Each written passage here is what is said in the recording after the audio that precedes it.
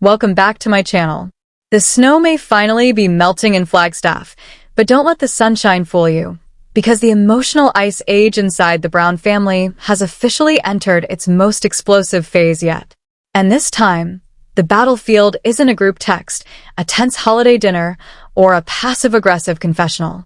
This time, it's an empty first-class seat on a flight out of Salt Lake City. According to exclusive, unconfirmed information circulating behind the scenes, Kody Brown recently purchased a premium, first-class airline ticket for Truly to spend the summer at Coyote Pass. Insiders say he framed it as a long-overdue reconciliation, a fresh start, a healing summer, a chance to rebuild the bond. But behind the scenes, it was allegedly something else entirely, a carefully planned reconciliation tour built for the cameras. There was just one problem. That plane took off without her. Sources claim Truly didn't miss the flight. She didn't oversleep. She didn't forget to pack. Instead, we're hearing that the boarding pass was sent back to Kody via certified mail, accompanied by a message so final it reportedly sent shockwaves through the McMansion. A message that didn't just cancel a summer visit, but closed the door permanently. This wasn't teenage rebellion. This wasn't a scheduling conflict. This was a declaration. A declaration of independence from a father who, by many accounts, forgot her existence for years and now suddenly remembered her just in time for filming season. And with David Woolley firmly established in Christine's home, the power dynamic has shifted in a way Kody never saw coming. If you want to stay ahead of every twist, every quiet move, and every detail TLC doesn't want you dissecting, go ahead and hit that like button, subscribe to the channel, and turn on notifications. Because we are tracking the filings, the footage, and the social media breadcrumbs daily, and what's coming next is bigger than a missed flight. Now, let's break down why one empty airplane seat has Flagstaff buzzing. To understand the magnitude of this moment, we need context. Summer is approaching, and more importantly, production season is ramping up. The reality is unavoidable. Kody Brown needs content. With 3 wives gone, the show is struggling to find a pulse. And let's be honest, watching Kody and Robyn sit on a bench rehashing loyalty complaints is not carrying a franchise. Whispers from insiders suggest production pressure is at an all-time high. Kody is reportedly being pushed to deliver visual proof that he's still a present, involved father, especially to the OG kids who no longer live under his roof. He needs footage. He needs laughter. He needs campfires, four-wheelers, casual bonding moments that can be edited into redemption. This wasn't a casual invite. This was allegedly a production schedule disguised as parenting.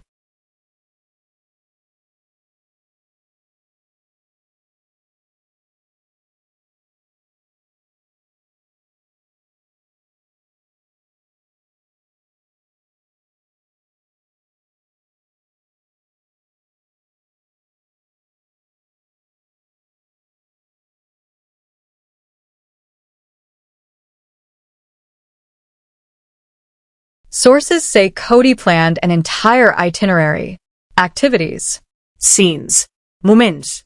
He believed that a first-class ticket, a VIP experience, would be enough to dazzle a teenager into compliance. That comfort and upgrades could substitute for consistency and trust. He thought he could buy presents the same way he's always tried to buy loyalty. But here's the detail he underestimated. Truly isn't a little girl begging for attention anymore. She's a teenager who has spent the last year living in a home filled with laughter, routine, and genuine emotional safety. A home where love doesn't come with call times. A home where affection isn't conditional on camera angles. She knows the difference between a father and a cast member. And then there's the living situation, the foundation of the entire invite. Kody has repeatedly claimed he has space for his kids. He's spoken about rooms, about sanctuary, about building something meaningful. But viewers have seen the footage. We've seen the glimpses. And rumors paint a very different picture. Allegedly, Truly wouldn't have had a room of her own. Instead, sources suggest she'd be relegated to a blow-up mattress or fold-out couch, wedged between boxes and precious moments figurines, while Aurora and Brianna reportedly enjoy private suites. So ask yourself this. Why now? Why this sudden urgency after months of missed birthdays, ignored milestones, and silence? Reports suggest the answer has nothing to do with fatherhood and everything to do with finances. Investors, as sources delicately phrase it, otherwise known as production, are allegedly applying serious pressure. Those mysterious Zoom meetings Kody claims to take in closets? Insiders say they may actually be producers spelling it out clearly. The storyline is dead without the OG kids. He didn't book that flight for love. He booked it to protect a paycheck. He tried to treat his daughter like an asset. And then there's David Woolley. We cannot ignore the impact of a stable, present male figure in Truly's life. She's watching a man who shows up without cameras. A man who respects her mother. A man who engages because he wants to, not because he needs footage for a season finale. Kody wasn't competing with Christine's influence anymore. He was competing with the reality of a happy home. And when Truly compared the two lives, she made a choice that reportedly left Kody furious and scrambling. Because sometimes the loudest rejection is the one that happens in complete silence. Do you like this personality?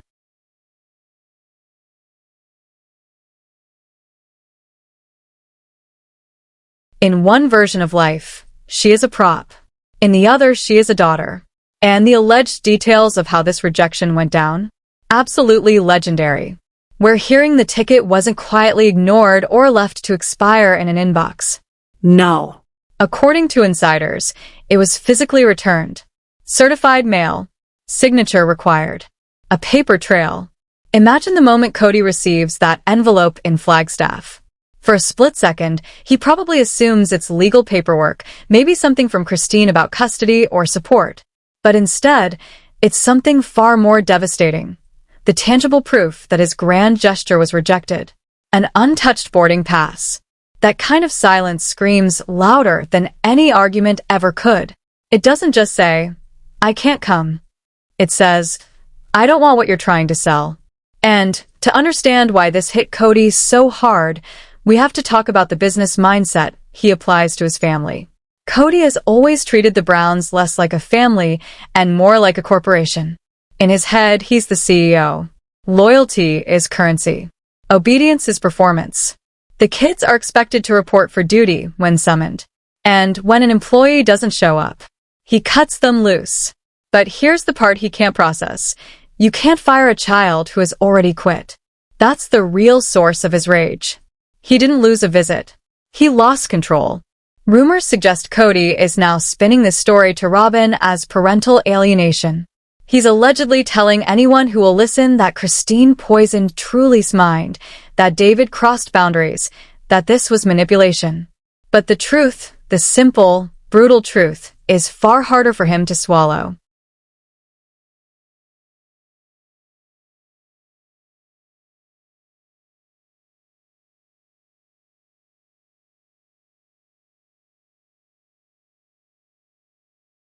Truly has eyes. She has ears. And she has access to the internet. She has watched the show. She knows what was said about her mother. She knows about the knife in the kidneys.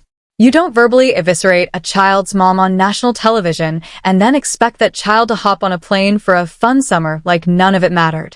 Sources we're analyzing believe Kody had already cleared space in the filming schedule. Crew was ready. Cameras prepped. He likely had a whole storyline mapped out in his head. Kody teaching Truly something symbolic, passing down Brown family wisdom, maybe a heart-to-heart moment designed for redemption. And then the seat stayed empty.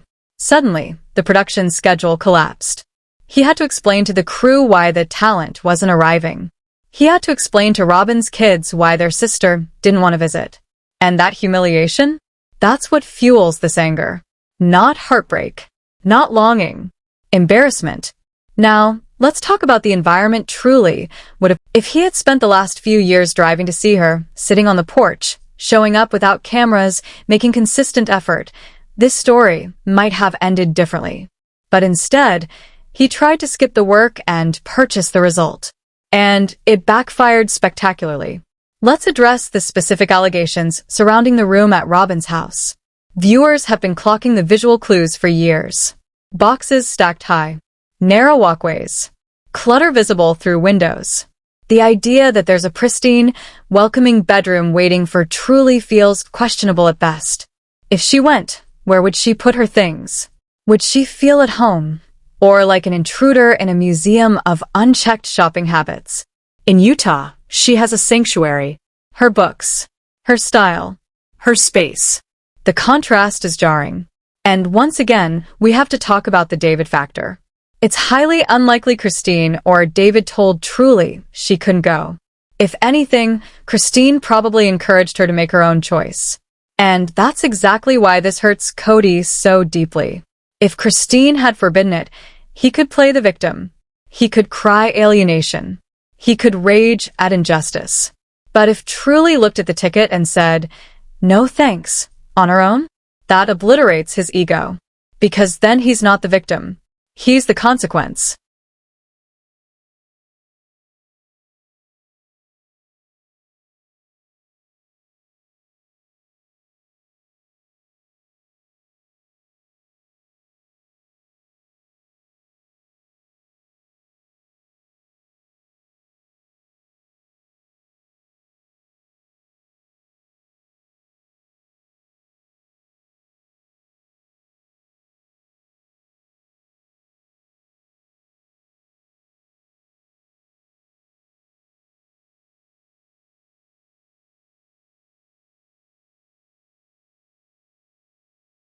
Robyn needs the family together to survive.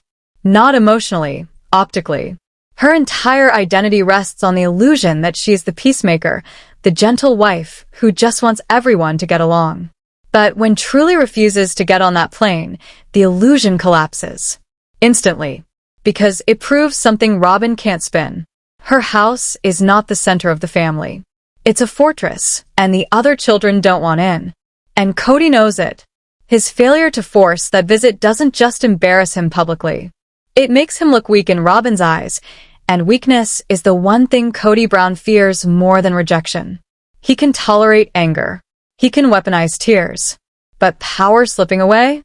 That terrifies him. So let's pause here and acknowledge what really happened. A teenager stood her ground. That is not easy.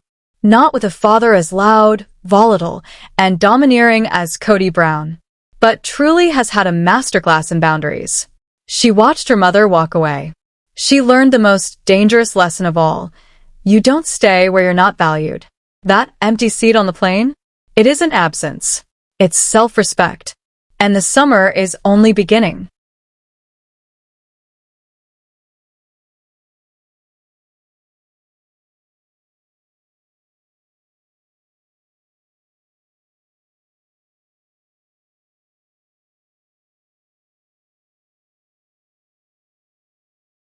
Because make no mistake, Kody does not take rejection quietly. We expect retaliation, leaked stories, fresh accusations of parental alienation, maybe even legal threats floated just loudly enough to scare people. But for now, the score is clear. Truly, 1 Kody, 0, the plane departed. The VIP seat was empty. And back in Utah, you can almost picture Truly, barbecuing with David, laughing, completely unbothered. Living a life that's real. Not staged. Not produced. But here's where the story turns. Because the empty seat isn't the real scandal. What insiders are whispering about. The detail that turned this from a scheduling issue into a full-blown PR nightmare is what replaced Truly on that flight. It wasn't silence. It was a dossier. According to multiple sources close to production, a certified letter arrived at Coyote Pass. And you have to understand Kody's mindset to grasp why this rattled him so deeply. He expected a text. He expected an emotional outburst. He expected Christine to call screaming, something he could twist into a narrative about instability or danger. He got none of that. Instead, Truly, very likely with Christine's guidance, responded like a professional. The letter allegedly contained a formal schedule. Kody tried to book his daughter like a contractor. She replied like a CEO declining a bad merger. Sources say the letter included a printed calendar, June, July, August, every single week blocked out. Camping, library, volunteering, family trips, gardening. A full life. This wasn't defiance. It was Gray rocking at an elite level. She didn't say, "I hate you." She said, "I'm busy." And that is a wall Kody Brown cannot climb. He can argue with emotions. He can manipulate guilt. But he cannot negotiate with a calendar. Yet the detail that reportedly sent him into a full tailspin, the moment that allegedly terrified even the younger kids, was the attachment clipped to the back of that schedule. A photo. Not a selfie. Not a sob story. A candid shot of Truly in the driver's seat of a car. Hands on the wheel. David Woolley in the passenger seat, calmly pointing at the dashboard. And the message behind that image? Nuclear.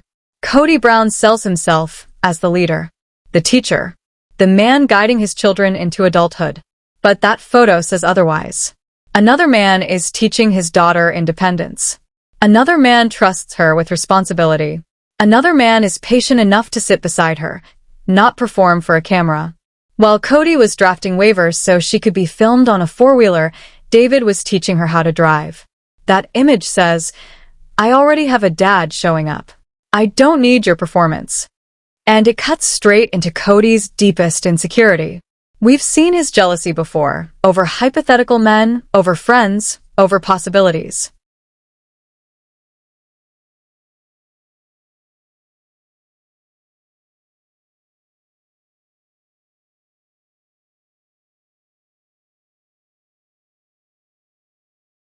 But David isn't hypothetical.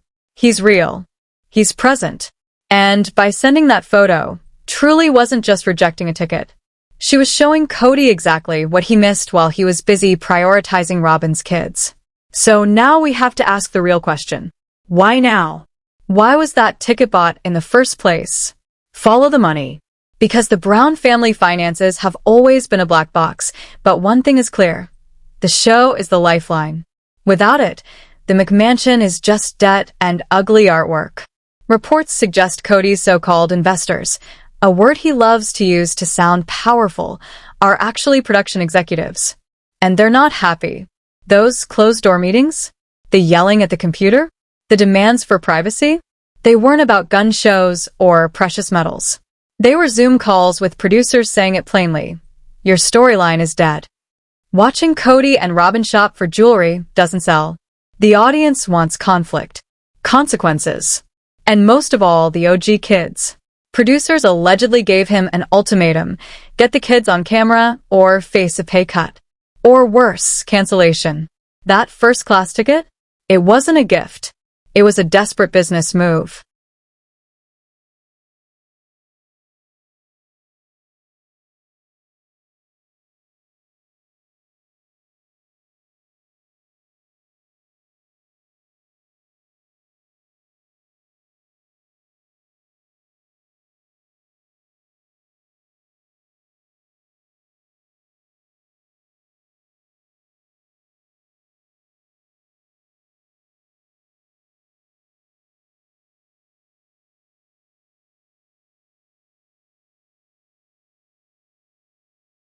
It was never a gift. It was an investment expense. Kody wasn't buying a plane ticket. He was trying to buy a cast member. He needed Truly to walk through that door so the cameras could zoom in on his face, capturing the moment he could play the long-suffering father finally reunited with his estranged child. He needed the hug. He needed the tears. He needed the redemption arc. He needed the content. And when Truly refused, she didn't just hurt his feelings. She messed with his money. She threatened his livelihood. That's why the rage is so raw, so unfiltered, so barely contained. But Kody can't go on camera and say, "I'm furious because I lost a bonus check." So instead, he reframes it. He calls it custodial interference. He blames Christine. He claims his child is being kept from him. But we know the truth. He tried to book his daughter like a guest star on a failing sitcom, and she realized her contract had expired. Now, let's talk about the real protagonist of this story. Truly. For years, she was the overlooked child, the forgotten one. We all remember the kidney failure storyline, how a medical emergency became background noise to Kody's other obligations. We remember him not knowing how old she was. We remember the bike riding scene, where her fear was treated as an inconvenience to his ego.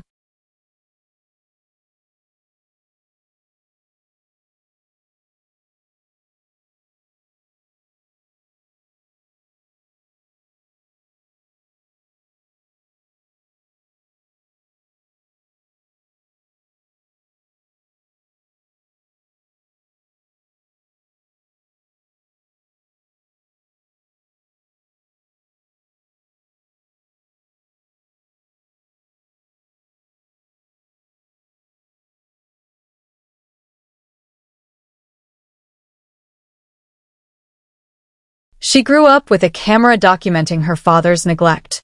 And now she's a teenager with access to the internet. She can rewatch the seasons. She can compare. She can see him carrying Aurora to her bed during a panic attack, while telling Isabel to fly alone for major spinal surgery. She doesn't need rumors. She has footage. She has receipts. And now, she has something even more dangerous to Kody. A point of comparison. Truly looked at her summer calendar and saw two completely different worlds. In Utah, she saw stability. A clean house. Quiet evenings. Books. Camping trips with David where the focus was the fire and the marshmallows, not lighting rigs and microphone packs. In Flagstaff, she saw chaos. She saw a war zone disguised as a family visit. A house where she would be a guest, not a daughter.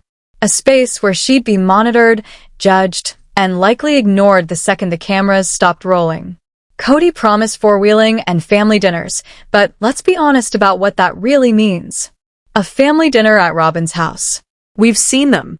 The tension is suffocating. Truly would be sitting there hyper-aware, watched like a hawk. Afraid to say the wrong thing. Afraid to mention her mom. Afraid to mention David. She wouldn't be a child. She'd be an undercover agent in He's trying to use the legal system to bully his daughter into a relationship. And that is the final indictment. You sue for custody. You don't sue for love. You don't subpoena a hug. But Kody is desperate. He's losing control, and control is the only language he knows. And he knows one more thing. The audience is not on his side. He reads the comments. He sees the hashtags. He knows the story of the empty seat and the return ticket paints him as the villain again. And that's what scares him the most. Because this time, the narrative isn't coming from Christine. It's coming from Truly. And that is a storyline he can't rewrite.